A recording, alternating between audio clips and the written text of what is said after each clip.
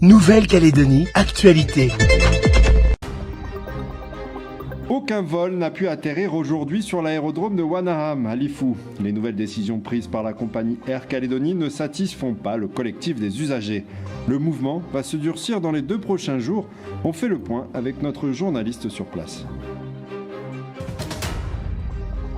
Une première pour la province Nord, celle d'organiser un mois consacré au changement climatique. Un événement pour permettre une prise de conscience sur l'urgence de la situation et tenter de changer nos habitudes en commençant par nos modes de déplacement.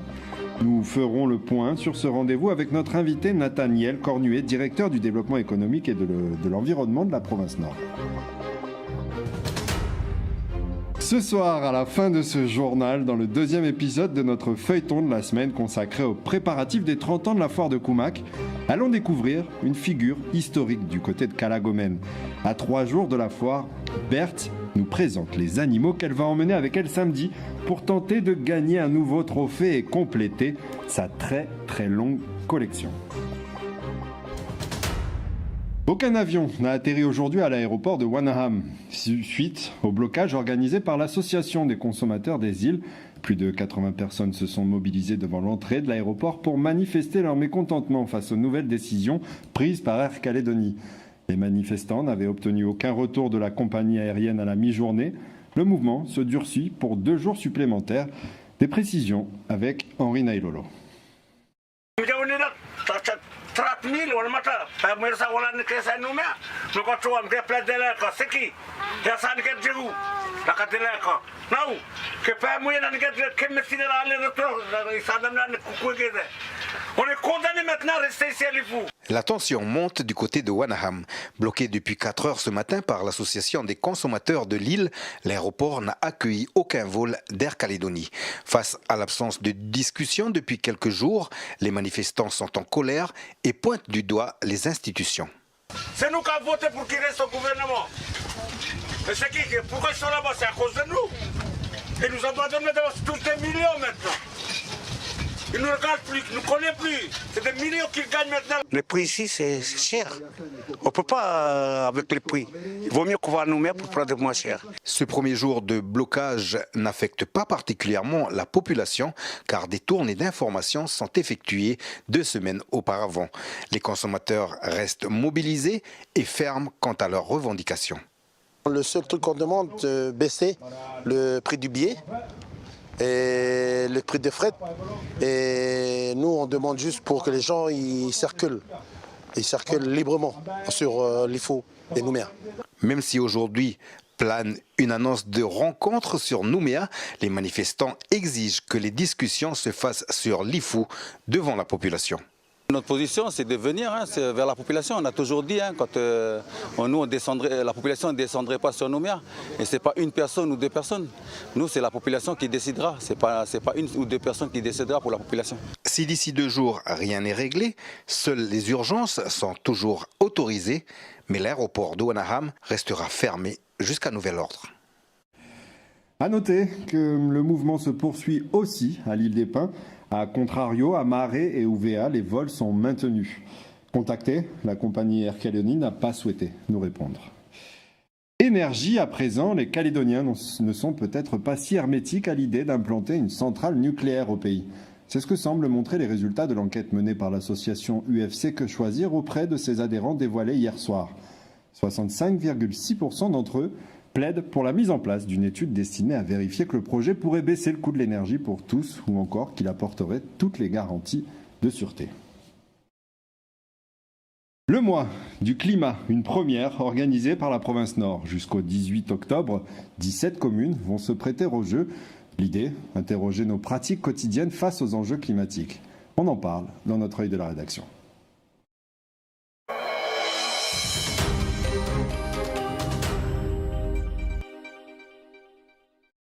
Depuis hier et jusqu'à la fin de la semaine, on bouge écolo, avec la semaine de l'écomobilité relayée par l'Agence de la transition écologique. Objectif, réduire l'utilisation des transports responsables à 15% des émissions de gaz à effet de serre, tout en prenant soin de sa santé. Plusieurs pédibus ont été mis en place pour l'occasion. De quoi il s'agit? Océane Zobler a suivi celui de l'école des Cigales à Koné.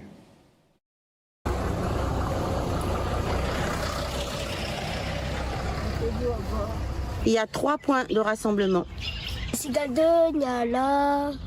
Et il y a au parc, le 3e. Alors toi, tu es content de faire cette action aujourd'hui, de marcher? Oui. Pourquoi tu es content de marcher? Parce que ça fait tout le jour qu'on marche. Une fois les enfants réunis aux 3 points de rassemblement, le pédibus peut se mettre en route. Il s'agit de les emmener à l'école en marchant. Si pour certains c'est une découverte, pour d'autres enfants du quartier, cela fait partie du quotidien. Ceux qui ont répondu présent pour ce projet, c'est beaucoup des parents de ces enfants qui viennent à pied le matin. C'est impulsé par l'association du quartier. Il faut beaucoup de réunions dans l'enceinte de l'école et nous, l'équipe, on veut que l'école fasse partie du quartier. Après quelques minutes de marche, tout le monde se retrouve dans la cour en attendant les autres groupes de marche du pédibus. 25 élèves ont joué le jeu. Bonjour les collègues. Pas trop fatigué? Non, c'est bon, ça va. Arrivé. Il n'y avait pas beaucoup de circulation, donc c'était parfait. On n'a pas pu utiliser nos panneaux de signalisation, mais ça s'est très bien passé. Là, avant d'arriver à l'école, il y a une petite montée là. Mais enfin, c'est pas trop méchant, c'était bon. Oui. Ça fait le petit sport de quotidien? Pendant 3 jours, on va faire ça. Essayer de marcher. Mais sinon, s'ils habitent loin, ils sont obligés de partir en voiture. Je sais pas, au vélo. Avec on pourrait se déplacer juste avec sa force physique, sans essence, sans kérosène, skateboard, trottinette, la marche, ce qu'on a fait ce matin pour certains d'entre vous. Cette façon de se déplacer là, il préserve notre environnement et aussi notre santé. On a un précédent sur Népouy, donc on a un peu l'expérience. On s'est rendu compte que finalement les parents et les enfants sont très très moteurs sur ce genre d'événement. Et puis finalement on met en lumière un peu les efforts qu'ils font au quotidien. Donc ça c'est pour ceux qui le pratiquent, et pour ceux qui ne le pratiquaient pas, voilà ce que je disais, c'est un moment convivial à partager avec les copains autre que dans le cadre scolaire pur, quoi. Le pédibus de l'école Les Cigales sera en place tous les matins jusqu'à vendredi. Une action qui se déroule dans le cadre du mois du climat en province Nord. Un mois qui s'annonce riche avec de nombreux challenges, des activités pour apprendre à consommer de façon éco-responsable ou encore des journées citoyennes. Toutes les informations sont disponibles sur le site internet de la province Nord. Et cette initiative avait débuté pour la première fois l'année dernière à Népouy avec l'école Antoine Grichelli. Malheureusement, il y a quelques jours, la directrice de l'établissement, Gwenaëlla Salois, nous a brutalement quittés. Nos pensées accompagnent sa famille. Poursuivons notre dossier du jour avec notre invité que nous avons reçu un peu plus tôt dans la journée.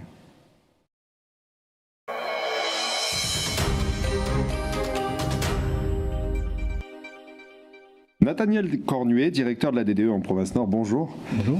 Alors nous vous avons sollicité pour nous présenter le premier mois du climat organisé en province Nord. Tout d'abord, pourquoi la province, avec son partenaire l'ADEME, l'Agence de l'environnement et de la maîtrise de l'énergie, organise-t-elle cet événement ?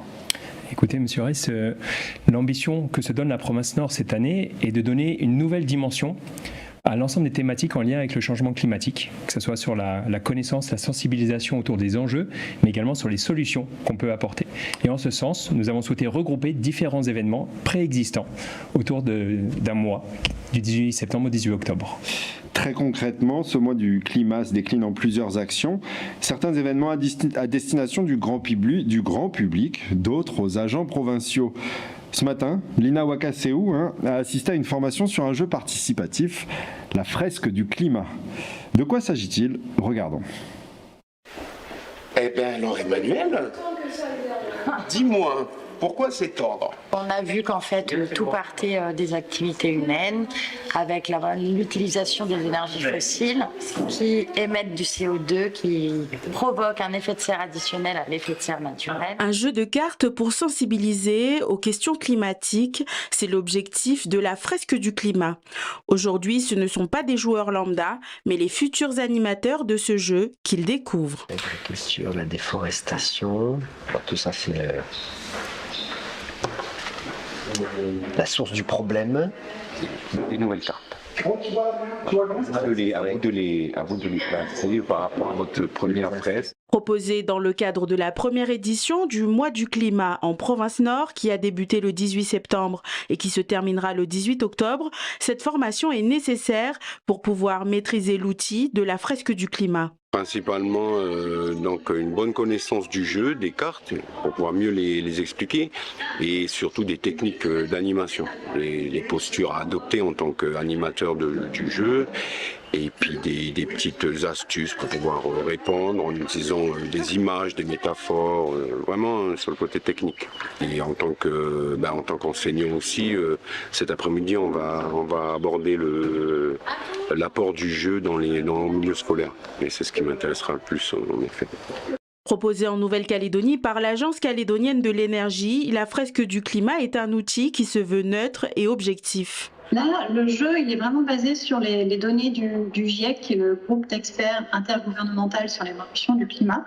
C'est des données à l'échelle mondiale, ce qui n'empêche, au travers de l'animation, de pouvoir apporter des données plus contextualisées sur les effets déjà présents du changement climatique en Nouvelle-Calédonie, que ce soit au niveau des rendements agricoles, des phénomènes de submersion qu'on rencontre au niveau du littoral, des phénomènes météorologiques, des fortes intempéries, des cyclones, etc., pour rendre ça encore plus concret pour les participants. Ce jeu sera proposé par ces néo-animateurs au public durant tout le mois du climat dans différents espaces de la province Nord. Nathaniel Cornuet, on vient de le voir, cette fresque du climat est un outil pour comprendre le fonctionnement, l'ampleur et la complexité des dérèglements climatiques. Le climat change, et nous, que pourrons-nous faire ? Effectivement, cet outil est un excellent outil pour comprendre que le changement climatique, c'est le changement de notre environnement, le changement de notre culture, de notre alimentation, de notre santé, de nos modes de vie, de nos relations sociales. Et donc, il est essentiel, au travers de cet outil, de souhaiter impulser un changement auprès tout d'abord de nos agents provinciaux, mais ensuite de la population. Et l'ensemble des actions proposées dans le mois du climat sont justement là pour proposer différentes solutions qui sont complètement à portée de main de l'ensemble de la population de la province Nord. L'un des autres axes de ce mois du climat, c'est d'organiser des actions sur chacune des 17 communes de la province Nord. Quels sont les temps forts à suivre et comment les habitants vont-ils pouvoir participer à ces rendez-vous ? Écoutez, je renvoie l'ensemble des personnes vers notre site internet car le programme est très dense et il y a effectivement des opérations, que ce soit des ateliers, des forums, des animations communales autour de ce mois du climat. Les temps forts sont cette semaine, la semaine de l'écomobilité, avec notamment la promotion des modes doux et la diminution de l'utilisation des véhicules thermiques, mais également tout au long du mois des ateliers de sensibilisation autour du climat, des ateliers autour de la reforestation, des ateliers autour de l'importance des pratiques culturelles, également des ateliers pour savoir produire autrement ces différents produits cosmétiques, merci beaucoup. Et donc il y a une grande diversité d'actions tout simplement parce que le changement climatique est en passe de modifier une grande diversité de nos pratiques actuelles. On parle d'écomobilité, on l'a vu un peu plus haut dans un de nos sujets. Vous êtes venu à vélo ? Économiser l'énergie, l'un des grands thèmes de ce mois, ça passe par moins utiliser sa voiture. Au-delà d'initiatives ponctuelles, aller à l'école ou au travail à pied ou à vélo, c'est quelque chose qu'il faut privilégier toute l'année désormais. Effectivement. Et je pense que c'est vraiment un point clé de ce mois du climat, c'est de faire passer le message que dans notre objectif d'atteindre chacun à son niveau une émission annuelle de 2 tonnes d'équivalent CO2, le premier poste sur lequel nous devons travailler est celui des transports, qui représente pour la province Nord environ 60% des émissions de gaz à effet de serre si l'on exclut l'aspect métallurgie. C'est donc un point essentiel de changer les mentalités et les pratiques en matière d'utilisation du véhicule. Nathaniel Cornuet, vous êtes en charge du développement économique et du développement de la province Nord. La transition énergétique passe par le développement de fermes photovoltaïques. En ce moment, elles se multiplient. L'énergie solaire remplacera-t-elle à terme les énergies fossiles en Nouvelle-Calédonie ? Écoutez, je pense que c'est effectivement une des ambitions portées par le schéma de transition énergétique de la Nouvelle-Calédonie qui vient d'être mis à jour récemment et voté à l'unanimité au Congrès. En province Nord, nous attachons surtout à promouvoir les pratiques de réduction de la consommation de l'électricité. Parce que quel que soit son mode de production, l'électricité reste à différents niveaux polluante. Et donc la première étape, et c'est ce sur quoi nous accompagnons l'ensemble de la population, s'agit de diminuer nos consommations électriques. Il y a d'ailleurs un challenge qui est en cours dans les internats provinciaux où chacun des internats va chercher à diminuer au maximum la consommation électrique au quotidien. Je les encourage fortement. On aura l'occasion de suivre ça. La zone Vauconet.Bout de Poya vient d'inaugurer son installation de stockage des déchets non dangereux à la plaine des Gaillacs. La mise en place de déchetterie va suivre. Mieux gérer nos déchets, c'est capital pour protéger l'environnement. Tout à fait. Et c'est aussi un des axes de ce mois du climat. Parce que même si le lien entre déchets et climat n'est pas au premier abord évident, l'enjeu de la gestion des déchets est de diminuer les quantités de déchets produites. C'est le premier enjeu. Parce qu'après, plus on a de déchets, plus il faut trouver d'emplacements pour les stocker, de filières pour les trier, les recycler. Et donc cette diminution de production de déchets, forcément, elle s'accompagne d'une diminution de notre consommation, d'évolution de nos modes de consommation, et donc moins de production de gaz à effet de serre liés à notre consommation d'objets qui finiront en déchets. Nathaniel Cornuet, directeur de la DDE en province Nord, le mois du climat, c'est en ce moment. Et on vous remercie pour cet éclairage et d'être venu sur ce plateau. Et c'est jusqu'au 18 octobre. Très bien. Je vous remercie pour votre invitation. Merci. Revenons sur la desserte aérienne et les blocages des aéroports de Lifou et de l'île des Pins que nous avons mentionné plus tôt dans cette édition. Il y a quelques minutes, le gouvernement a appelé à la responsabilité. Il invite les maires, les représentants des conseils d'air, les collectifs de Djéou et Kounié et la direction d'Air Calédonie à une réunion qui se tiendra à Nouméa mercredi 27 septembre. Ce matin, à Koumak, la 7e case numérique du pays a été inaugurée. Elle se trouve dans l'enceinte de la médiathèque. Ces espaces déployés par le gouvernement permettent d'éduquer tous les publics aux outils et usages du numérique. Écoutons Wilfried Weiss, le maire de Koumak, suivi de la bibliothécaire en charge de l'animation, Irène Tarquin. Ils répondent aux questions de Natacha Ogui. C'est l'outil du futur, on va dire ça, hein, mais c'est vrai qu'on voit que de plus en plus on a besoin de numérique. Le numérique, c'est aussi la communication, c'est aussi la découverte. Ça va permettre aussi de répondre à des besoins, puisque vous savez que maintenant, pour remplir les impôts, c'est numérique, pour beaucoup d'actes administratifs. Donc voilà, donc cet espace-là sera ouvert aux gens aussi pour venir s'informer, essayer de comprendre, apprendre, etc., puisqu'on apprend à tout âge.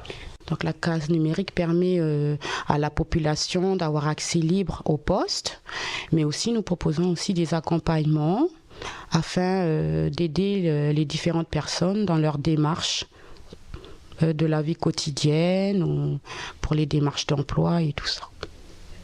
En fait, les publics, ils sont variés. On a des jeunes qui viennent pour des révisions, on a des étudiants, des personnes âgées qui viennent. On a aussi des professionnels qui viennent aussi pour leur démarche en ligne. On a aussi demandeurs d'emploi, on a des salariés aussi, des jeunes. En fait, elle est utilisée pas que par la population de Koumak. Hein. On reçoit des personnes de Calagomène, de Poum, de Puebo, de Wegwa. Quand ils sont de passage, ils viennent ici. Ce soir, découvrons le 2e épisode de notre feuilleton de la semaine consacré aux préparatifs des 30 ans de la foire de Koumak.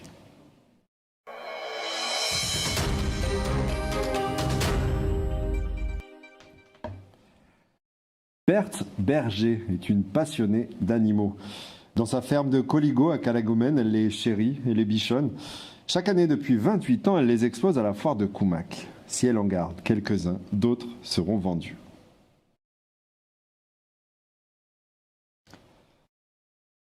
Alors...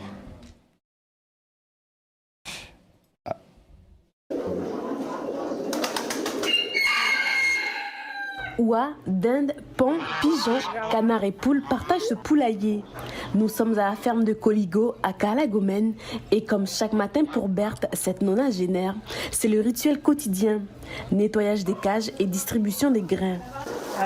Ça, c'est du coco haché. Et ça, c'est la nourriture pour les poules. Ça, c'est de la pondeuse. Il n'y a plus de maïs. Alors, je fais que ça.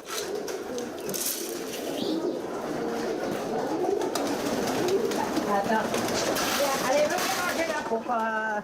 Les animaux de Berthe l'occupent pendant une grande partie de ses journées. Mais peu importe, car elle se sent bien avec eux.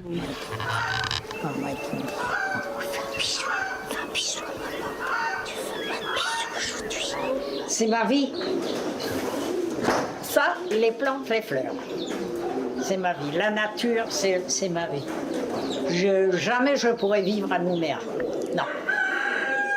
Moi, il faut me laisser vivre là. J'ai besoin de voir les bêtes et je leur parle à toutes, puis elles comprennent.